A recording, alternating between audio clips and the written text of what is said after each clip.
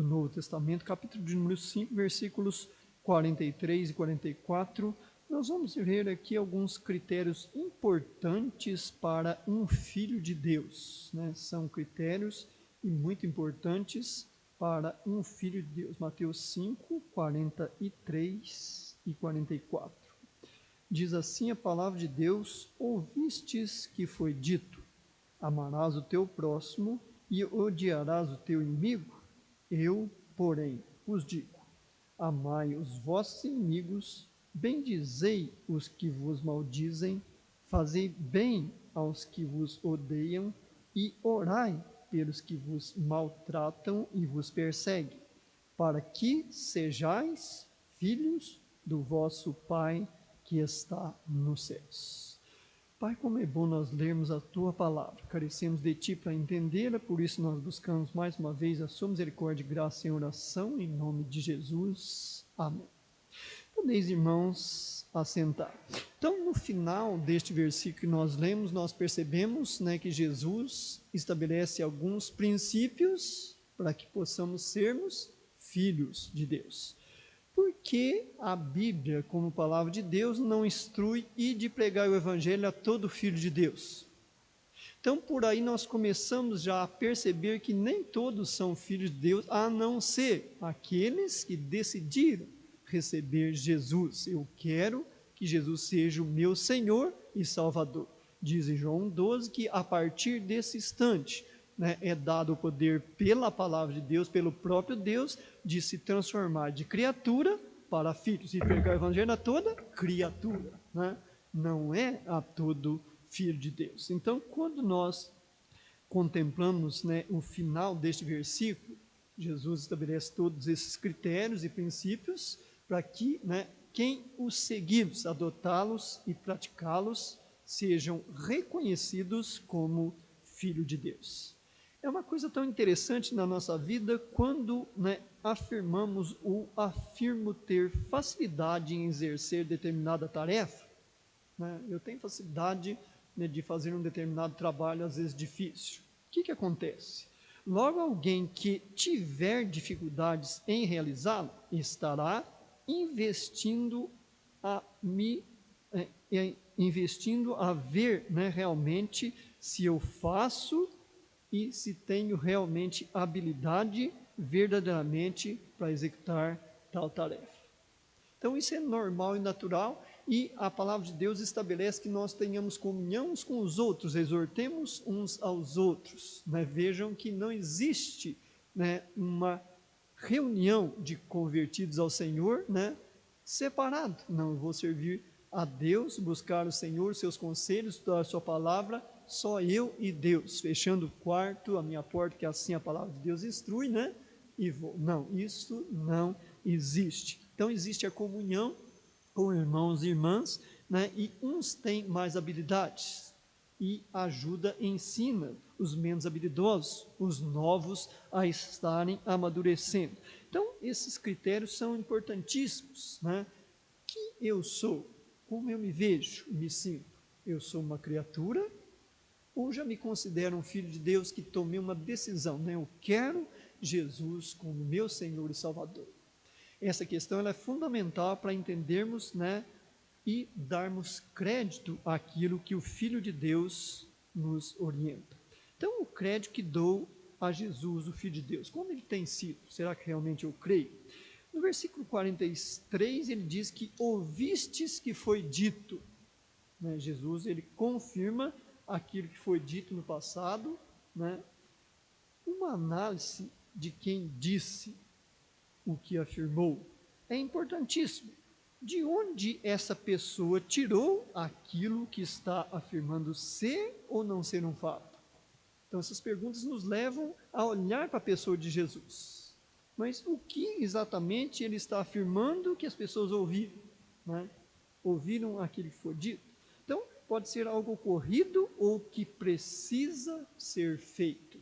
Então aí diferencia muitas vezes do amor, sentimento e emoção, né, a prática daquilo que nós vamos e precisamos certamente fazer, né? Então Jesus ele nos chama a atenção para essa questão. O que a palavra de Deus requer daquele que examina? Certamente não é para saber se Cristo era ou não Salvador. Certamente não pode ser esse o objetivo, a finalidade, né, o alvo, somente para ver se Jesus era Senhor e Salvador, mas sim para tomar posição, né? Então vem aquela emoção, nós vemos às vezes a necessidade, mas será que, né, puxa vida, parece que eu não cometo pecado, mesmo sendo criatura, eu levo uma vida, né, de bem, não falo palavrões, levo as minhas contas todos em dias, está todo mundo com educação, né? Qual tem sido a minha posição? Será que eu estou em Cristo Jesus? Tenho Ele como meu Senhor, né? Então, esta posição, ela é fundamental. Eu saber que Jesus é Senhor, se Ele não for o meu Senhor, de que adianta, né? Eu saber que Ele é o caminho e não estar trilhando por Ele. Onde eu chegarei? Onde nós chegaremos? Se não entrarmos por Ele, que Ele diz que Ele é não é um dos caminhos, né? O caminho para ir ao céu. Né, posições como elas são importantes. Buscar a Cristo como Senhor antes de desejá-lo como Salvador. Como é difícil essa questão exatamente por não termos ainda recebido o Espírito Santo, né, não termos feito uma decisão de ter Jesus receber, então nós temos essa dificuldade de vê-lo como Salvador, né, mas principalmente como Senhor.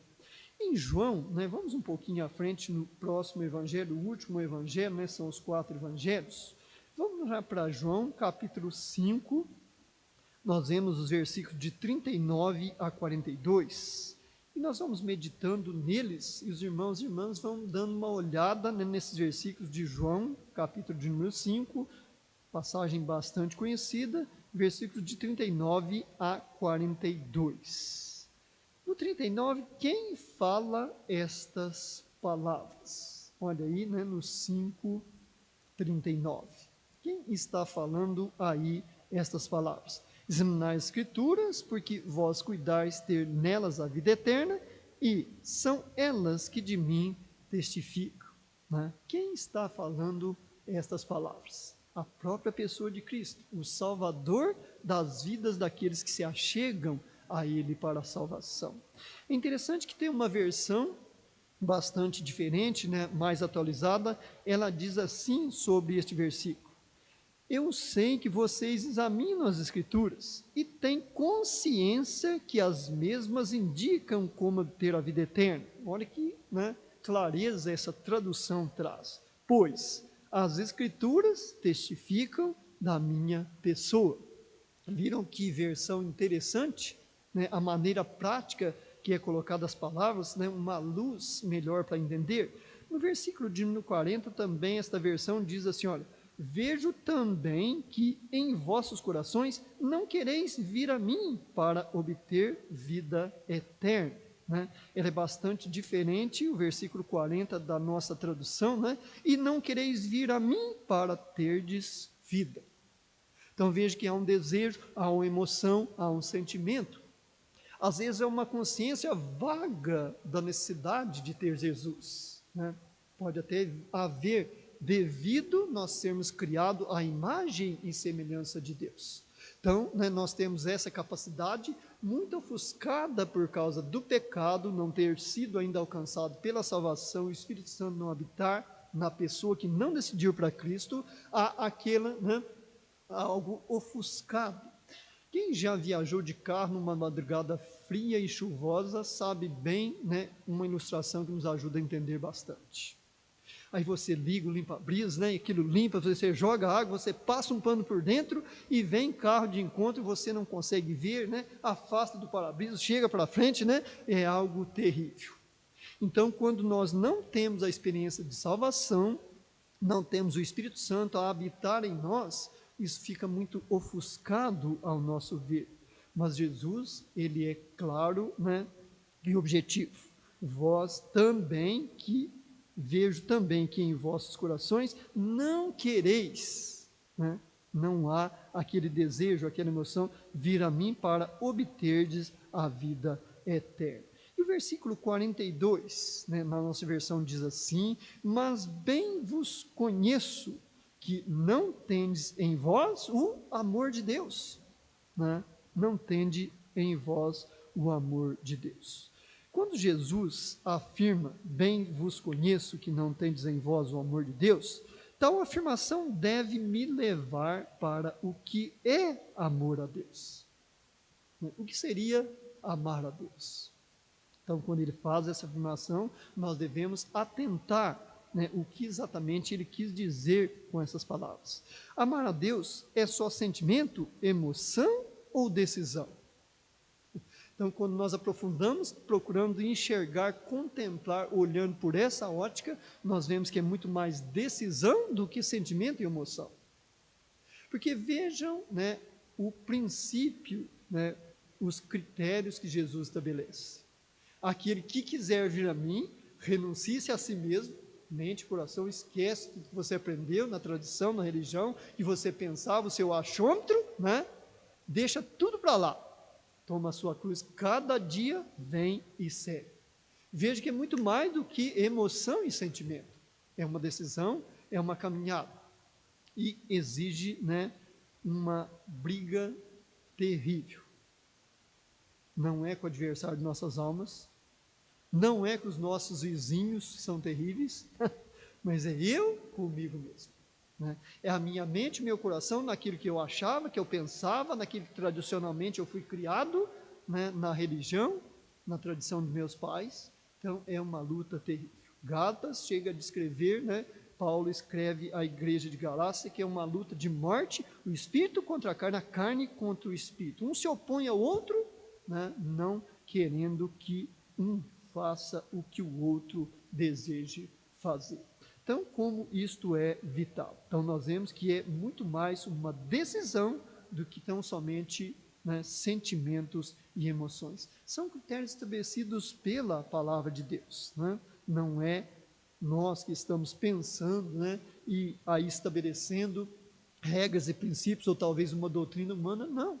São coisas claras, que a palavra de Deus estabelece esses critérios importantíssimos para um filho de Deus. Como diz Jesus, ali no versículo que nós pegamos por base. Vamos voltar lá em Mateus capítulo 5, para estarmos terminando a nossa meditação. Mateus 5, versículo de número 44. Mateus 5, 44. Então, ele diz que esse eu vos digo, essa afirmação de Cristo é algo opcional. Será que seria uma opção?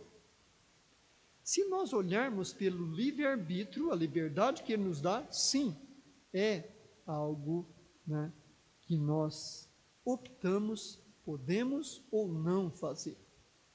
Porque ele dá a liberdade de não fazermos. Se olharmos por esse lado. Agora, pensa bem, ele coloca aí amai, bendizei, fazei bem, orai pelos que vos perseguem. Estes verbos estão todos no imperativo. Mas devido ao livre-arbítrio, ele não obriga ninguém. Pelo contrário, aquele que quiser, Olha, você vai ter que ir para o céu. Você vai encontrar essa expressão na palavra de Deus escrita literalmente? Não. Porque há uma posição do indivíduo, o desejo de criatura transformar-se em filho de Deus, o desejo de ser reconhecido pela palavra de Deus, os critérios estabelecidos por ela, como ele afirma no final desse versículo, para que sejais filhos do vosso Pai que está nos céus. Esses critérios, eles precisam não só serem observados, mais praticados cada um deles. Não olhar por esses imperativos e sentir-os pesados. Puxa vida, mas eu orar por meu inimigo, olha aquele vizinho lá, o que ele me apronta de madrugada, é festa até as altas horas, é barulho, é isso aqui, palavrões, me afronta.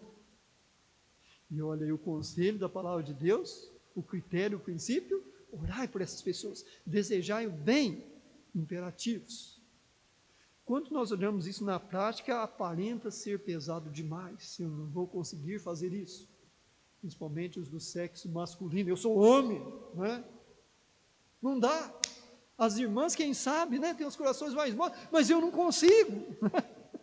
Isso é natural. Então veja a luta que nós empenhamos para estabelecer os critérios importantíssimos para sermos reconhecidos pela palavra de Deus como filhos de Deus e pelas pessoas que nos cercam.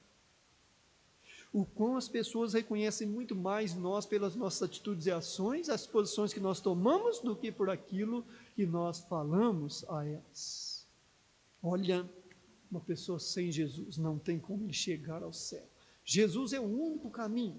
São coisas que nós podemos falar, mas as nossas atitudes e ações muitas vezes vão falar muito mais alto, né? E não vai ter como a pessoa não ouvir literalmente sobre essas questões que nós adotamos, esses critérios, estarmos vivendo na palavra de Deus, né? Então, nada mudará nas afirmações de Cristo, né? Isso é importantíssimo. Se eu crer ou descrer delas, isso ele nunca vai mudar a sua posição, os critérios, né, que ele estabeleceu. Hoje tem opção de praticá-los, isso é uma realidade. Todos nós temos a opção, a oportunidade de praticar esses critérios, esses princípios da palavra de Deus. Agora, vamos pensar, né, no futuro daqui 100 anos. Em breve, mas 100 anos não é breve, irmão. Mas daqui 100 anos, eu olho para a minha pessoa, eu vou estar aqui? Nunca. Eu já estarei na outra vida, né? Ou na vida eterna com gozo, com alegria e paz, ou na perdição eterna. Daqui 100 anos, isso vai ser uma realidade na minha vida, se eu estiver com Cristo, na vida eterna com gozo e paz e alegria. Se não, né, na perdição eterna. Mas uma coisa é fato, eu e todos nós, cada um individualmente, estaremos de joelhos perante Cristo, confessando a Ele o que fiz, o deixei de fazer e por quê. Isso é fato, é realidade. Nós finalizamos com esse versículo nesta noite. Vamos ler ele, que está em 2 Coríntios 5:10. Vamos lá para a segunda carta de Paulo aos Coríntios, no seu capítulo de número 5, verso de número 10. Então são coisas claras. Como disse no Antigo Testamento, né? Olha aí comigo, 2 Coríntios 5:10, lá no Antigo Testamento, Deus, olha, será que eu dei alguma coisa tão difícil para vocês fazer? Está lá no céu, né? Que vocês não conseguem chegar lá para pegar, ou talvez esteja lá no fundo do oceano, que vocês não aguentam, né? Mergulhar e chegar até lá. Não, está bem junto de vocês, na sua mente, nos seus corações, né? Está bem próximo de vocês. Então vejam que coisa interessante esse versículo, 2 Coríntios 5:10, que diz assim: porque todos devemos comparecer ante o tribunal de Cristo, para que cada um receba, segundo o que tiver feito por meio do corpo, ou bem ou mal. Que oportunidade maravilhosa, não é? Ele nos dá a oportunidade, nos dá as direções da sua santa e bendita palavra. Àqueles que recebem Jesus, dá o Espírito Santo para ensinar como, né, e convém, e aquilo que pedir ao Senhor. Né? Irmãos, isto é maravilhoso demais. Né? Então, iluminando nossas mentes e corações com este versículo, que Deus possa nos conduzir nesses critérios importantíssimos, para que naquele final do versículo que nós vemos do nosso texto base, para que vós sejam conhecidos como filho do vosso Pai Celestial. Isso venha a ser uma realidade em nossas vidas e estabeleçamos sempre esses critérios, buscar sempre em primeiro lugar o reino de Deus e a sua justiça, e conscientes, todas, não são uma nem duas, as coisas, as demais, vos serão acrescentadas. Louvado seja o Senhor, né, pela promessa da sua palavra, e aqueles que têm seguido os passos de Jesus, têm experimentado esta bênção, né? Quantos livramentos, quantas lutas, né, e o Senhor sustentado dentro de cada uma delas. Amém? Pai, é muito bom nesta noite nós estarmos mais uma vez meditando na sua santa e bendita palavra. Obrigado, Senhor, pela clareza que ela fala aos nossos corações. Ó Deus, ajuda-nos cada dia estarmos renunciando àquilo que não honra a pessoa de seu Filho amado Jesus. Dá-nos a capacidade, Senhor, a visão e o desejo de estarmos olhando para as coisas que estão em cima nos céus e estejamos desejando cada dia mais, especialmente a volta de seu Filho amado Jesus. Nós oramos mais uma vez, pedimos e agradecemos em nome de Jesus. Amém. Eu gostaria de encerrar cantando um hino, né, um hino bastante curto, nós estamos